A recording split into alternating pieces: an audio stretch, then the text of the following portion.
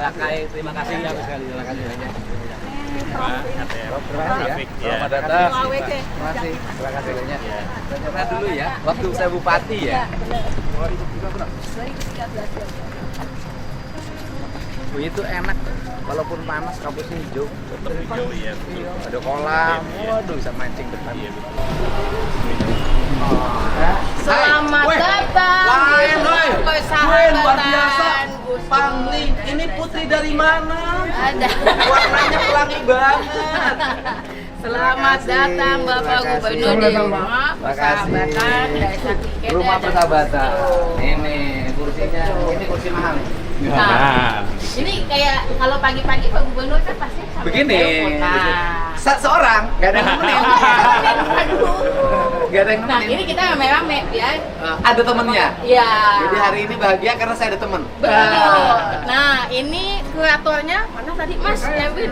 Ini kuratornya Pak, kurator pamerannya. Biliknya ini bilik Bilik bambu. Iya, tahu zaman dulu begini biliknya. Betul. Kalau sekarang kan sudah disusun-susun. Ini kita buat, ini kan biasanya untuk apa kalau perdamaian dan itu doanya katanya suruh bikin ini rame-rame. Nah ini juga bikinnya rame-rame. Rame-rame ya? Dari seluruh agama. Dengerin dari dulu, seluruh rame-rame. banyak. Ini bikinnya banyakan. Jangan pakai rame-rame. Berjamaah. Sama tetap ada S. Ah, masih ada ya? Jamaah. Tapi kalau mau ngomong bahasa Inggris jadi sudah kelihatan orang Inggris. Gitu. Jadi juga dibikinnya juga dari berbagai kelompok. Dulu kan anak-anak waktu kita SD kerjanya bikin yang gini. Mohon maaf Pak Gubernur, waktu kita SD nggak samaan Pak Gubernur. Waktunya beda. Oh iya, benar lupa. Waktu kita, oh saya dan yang lain. Iya. Zamannya beda. Nah, ini silakan kita masuk ke dalam. Mas kurator, monggo silakan. Ini ruang tamu.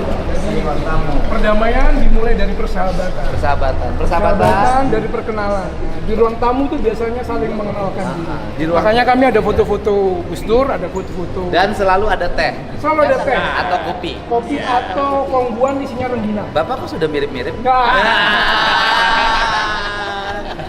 Kursinya dari mana nih kursinya? Ini kita pesan khusus Pak. Khusus. Dari, Dari dari kan harus ini promosiin pengrajinnya. betul. Pengrajin kursi ini di mana? Kan itu Nah ini penting. kan kita bekerja sama dengan teman-teman Sokagakai. Sokagakai. Jadi Yayasan Bani Abdurrahman Wahid bekerja sama dengan teman-teman Sokagakai. Nah ini teman-teman Sokagakai. Oh, yang nyiapin buat. kursi ini Betul. teman-teman Sokagakai. Kursi ini pesen di mana, Bu? Ini kan penting sananya. Ini di Jawa Tengah. Oh, di pengrajin siapa? Waduh, pengrajinnya itu. Pokoknya pesen Jawa Tengah ya. Biar kudu pesen kursi ini Jawa Tengah. Ini Nah Tegal. ini dari Tegal itu. Tegal. Diekspor langsung, diimpor langsung dari Tegal. Tegal. Nah jadi Tegal. kudu ngapak. Nah Kudu ini ngapak ya. kita ingin memperkenalkan sisi-sisi Gus Dur yang mungkin banyak orang nggak tahu. Termasuk betul, kita betul. juga pengen menunjukkan bahwa Gus Dur 63 sama Desa Kiket itu orang biasa loh. Bukan yang setengah dewa misalnya. ini sebelum berangkat ke Timur Tengah, Dulu ya. ya. Oh, waktu masih di- muda ya. Masih muda. 64. Pemain bola sejati. Oh, dia tuh memang senang bola tuh senang. Betul, main juga. Tidak hanya Nggak mengamati, hanya emang pemain. aja. Pemain bola. Betul. Nah, ini nikah. Ya. Oh, Ya, nikahnya itu lewat telepon Kang. Jadi dulu Bapak waktu nikah diwakilin sama kakeknya Bapak. Jadi semua orang kaget, wah itu cewek umur 19 tahun nikahnya sama aki-aki gitu. Nah 3 tahun kemudian Bapak pulang, loh kok beda? Ternyata pengantinnya waktu resepsi kok jadi muda. Oh, Gitu. muda lah. Nah, Kang Deddy pasti pengen foto kayak gini juga ya? Enggak ya? Ini Sarah nih, ngomongnya Sarah. Nah, jadi kami Pengen kayak gini aja deh. oh pengen kayak gini. Amin, amin, Amin, kita doain amin. Kang, kita doain. Di sana bagian dari Desa Kuiket. Oke. Nah ini lebih ke Gus Dur dengan keluarganya, dengan bapak ibunya. Ini Gus Dur. Ayo Gus Dur sama mana? Ayo. Gus Dur muda.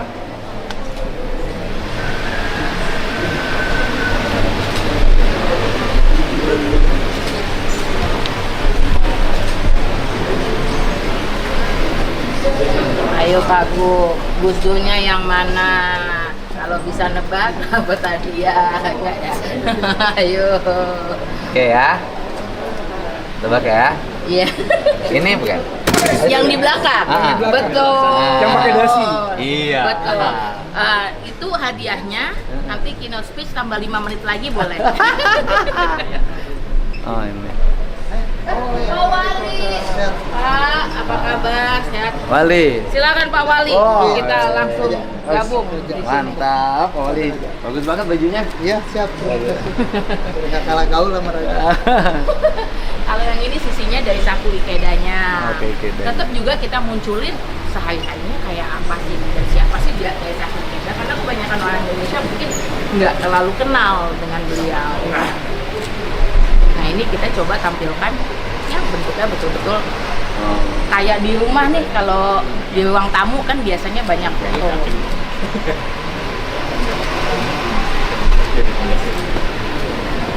Oke.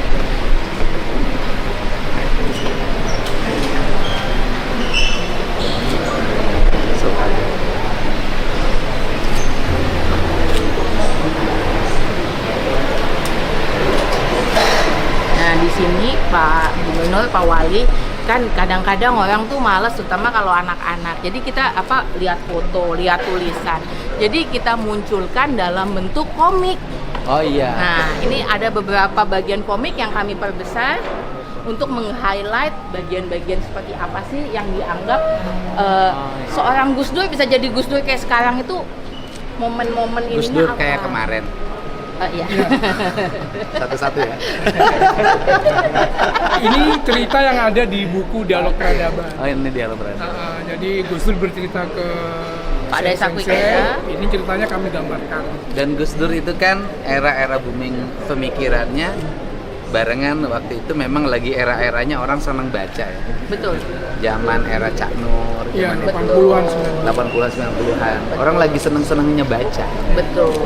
Nah, biasanya kadang anak-anak terutama nggak terlalu suka baca, Pak Go, Pak Wali. Jadi yang kami lakukan juga selain memunculkan dalam bentuk komik, monggo silakan boleh duduk. Biasanya kan kita kalau main ke rumah orang suka nonton nih.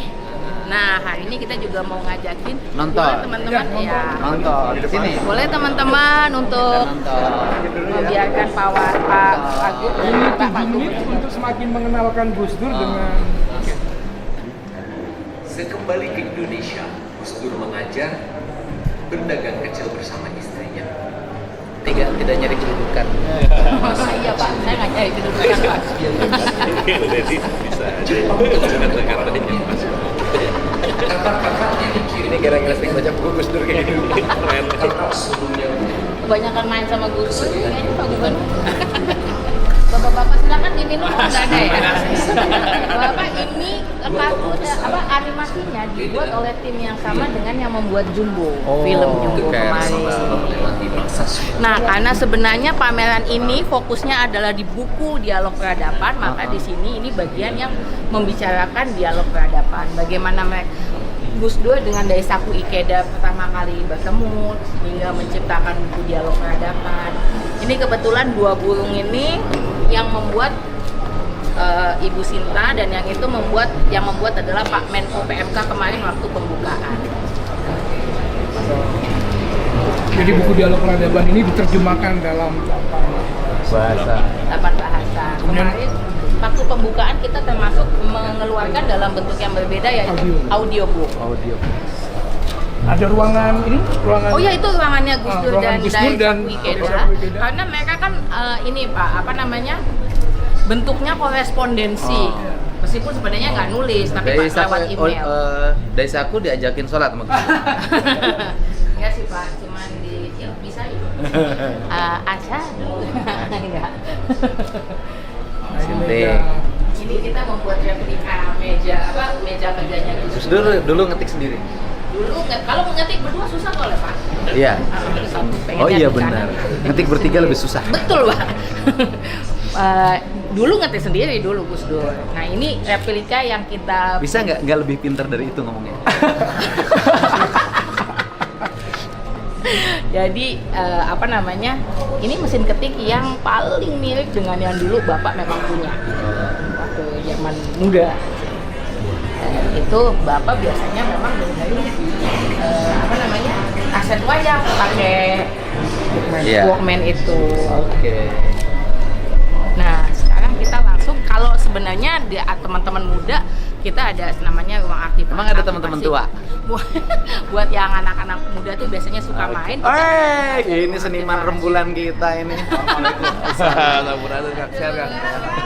Kalau wajahnya udah pesanan dari Indonesia.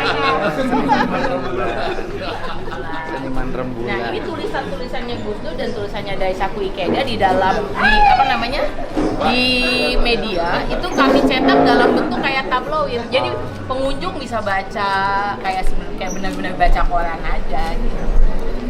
Boleh baca di sini. Ini tulisan dari tahun 70-an, 80-an, 90-an. Nah, kita langsung ke ruang holding.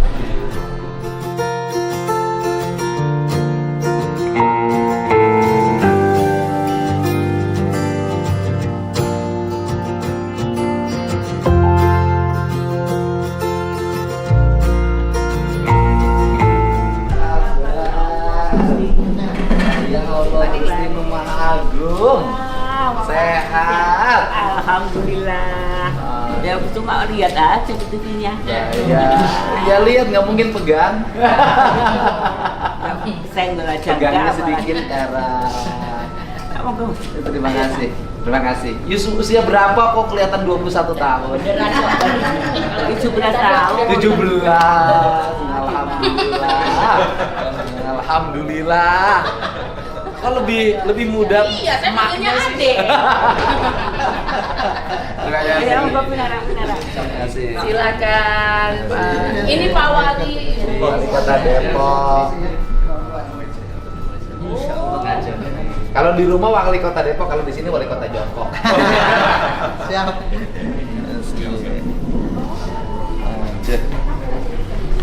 Ini dari Jerman. Enggak, barusan dari Cilandak di Jakarta. Udah, Cilandak. Dari Mako Marinir. Oh, deket ya. Dulu rumah ibu di situ. Cilandak. Silakan Pak Anton. Ini ketua umumnya Soka Gakkai. Terima kasih. Ini ketua Abdul Rahman Wahid. Terima kasih. Pak Syafiq. Buntet. Iya benar. Udah bestian kayaknya. Besti Buntet. Cirebon. Ada. Ini nanti yang jadi nasum juga. Pak Jimmy, silakan Pak Jimmy. Terima kasih. Silakan. Sebentar mau Masih wayangan, masih perkesenian keliling kampung, masih. Iya itu kan tinggal masih. Waduh, masih wayangan. Jiwanya jadi gersang. Iya.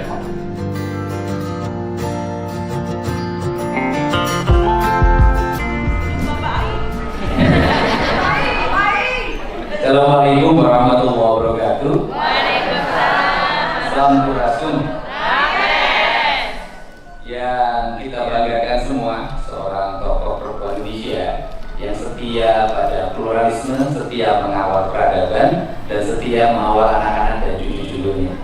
Saya ucapkan terima kasih kepada Ibu Nyai Dr. Honoris Causa Sinta Nuya Pahit. Dan saya ucapkan terima kasih kepada calonnya ini. Tepuk tangan ya. Dan nanti saya undang Bapak dan Ibu semua untuk hadir di Sabuga Bandung tanggal 30 Desember mengikuti dialog Rahwana dan Sinta. Salah satu ceritanya adalah ini. Saya ucapkan terima kasih juga atas kehadiran sahabatku Wali Kota Depok. Ucapkan terima kasih. Dan sekarang Depok sudah kembali menjadi Jawa Barat.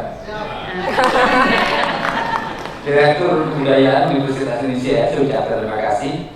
Kemudian Ketua Umum Soka Gakkai Indonesia, saya ucapkan terima kasih atas kehadirannya. Ketua Panitia Pameran, tadi sudah saya sebutkan. Kemudian seluruh narasumber, sahabat saya, Wakil Ketua Komisi 1 DPR RI, saya ucapkan terima kasih.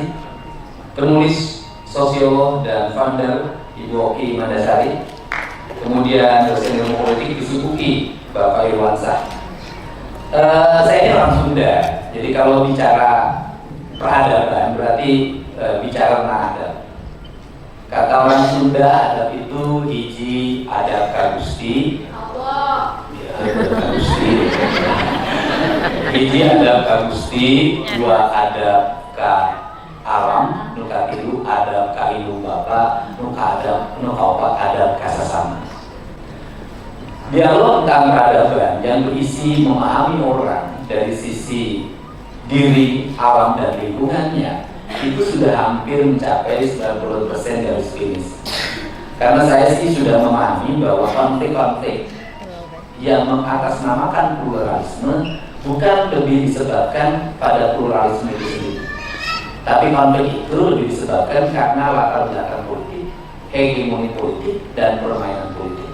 Kenapa? Karena dalam sejarahnya bangsa Indonesia dari berbagai daerah sudah memahami seluruh pluralisme itu sejak dia dilahirkan. Saya berikan contoh saja, misalnya dari sisi term kebudayaan, orang Sunda itu kalau bulan Januari waktu saya kecil itu selalu ada hujan, disebutnya hujan lembu, dan hujan lembu itu selalu menyebutnya "Yete ke tahun baru Cina".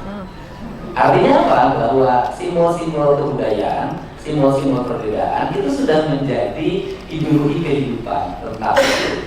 Tetapi konflik yang terjadi lebih disebabkan karena ekspansi kekuasaan, hegemoni ekonomi, dan dominasi.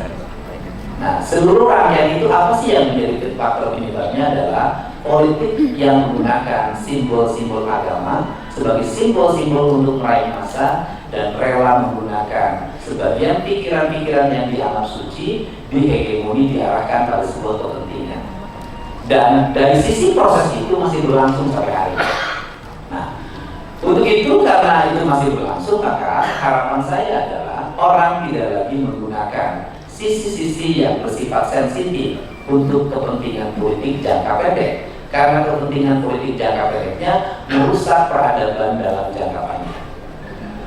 Kalau bicara tentang Gus Dur itu kan dalam cerita-ceritanya selalu menceritakan bagaimana hubungan manusia dengan manusia dan bagaimana hubungan manusia dengan alam semesta. Ketika alam semesta sebagai orang NU misalnya pasti ceritanya jin.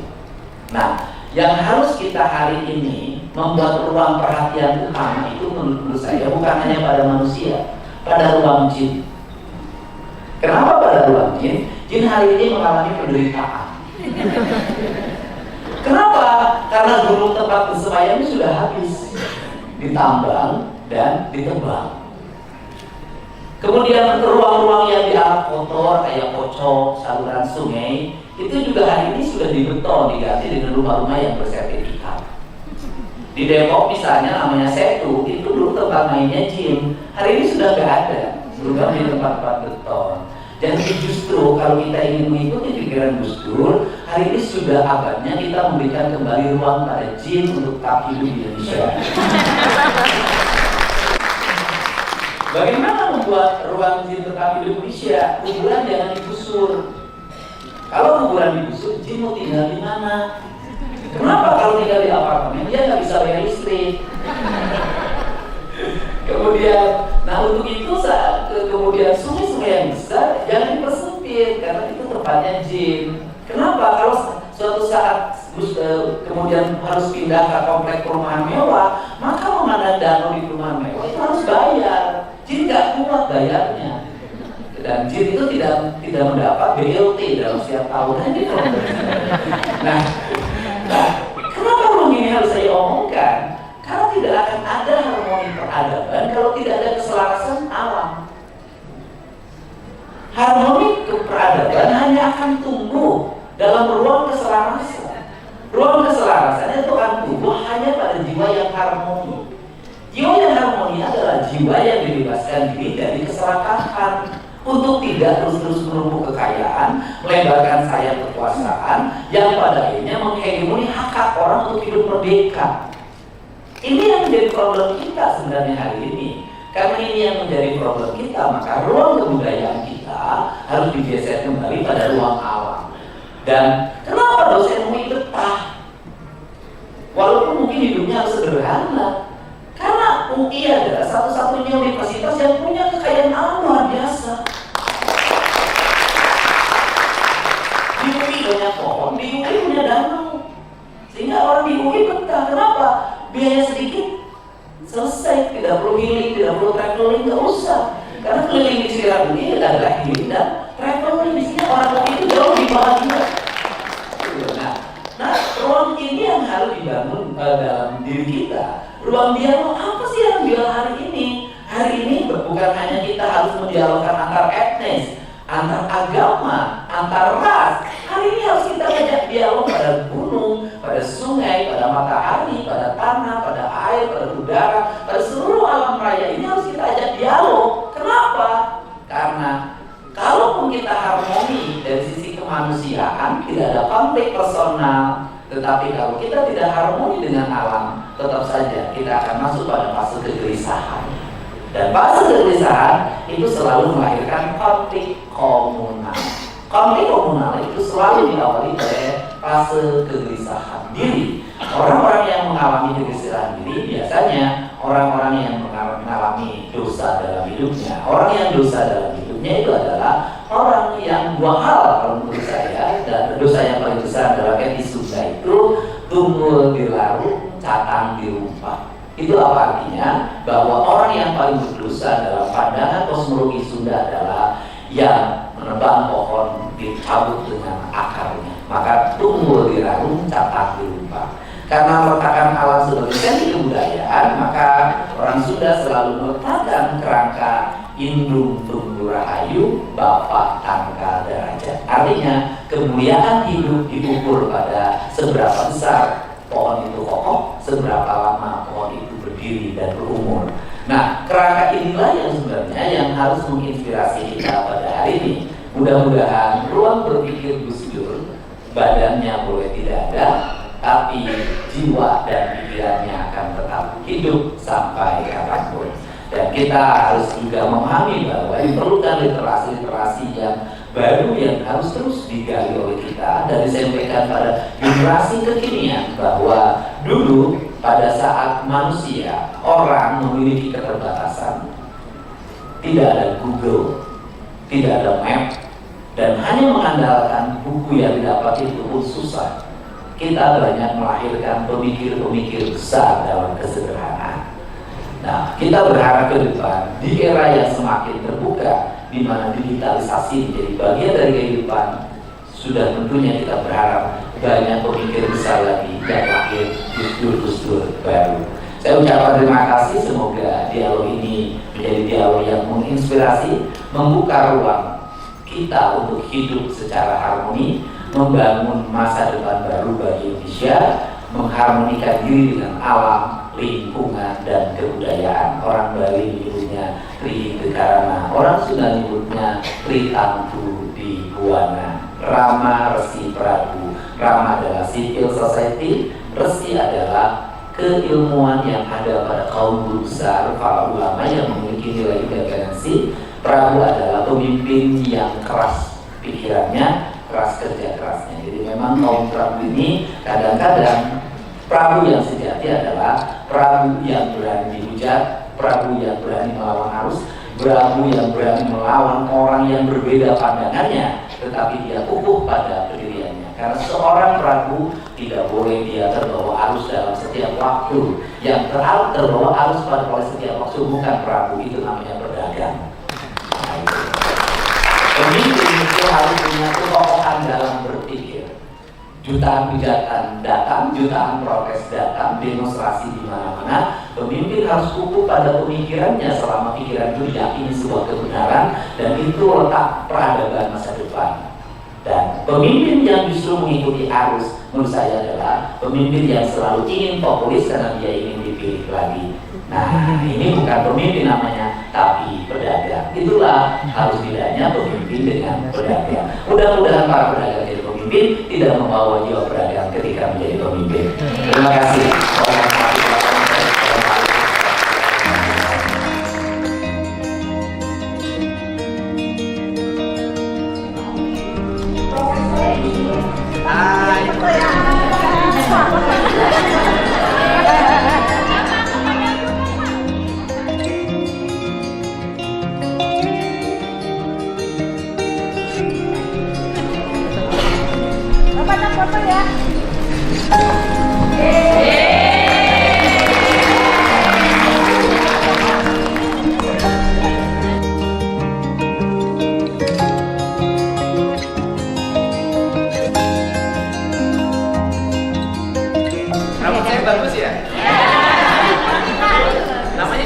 mudah